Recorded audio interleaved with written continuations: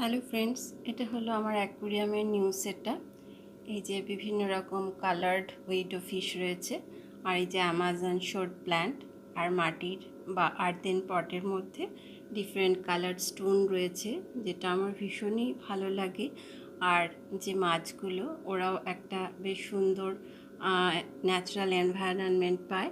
আর এখানে রেখেছি দুজন ডুবুরি বা ডাইভার, যারা জলের মধ্যে হ্যাঙ্গিং অবস্থাতে রয়েছে এবং দেখতেও খুব সুন্দর লাগছে এই কারণে অ্যাকোরিয়ামটা। আর এছাড়াও রয়েছে উইডো ছাড়াও রয়েছে, দেখুন এই যে গোল্ডফিশ রয়েছে, এটা হচ্ছে ব্ল্যাক কালারের একটা গোল্ডফিশ।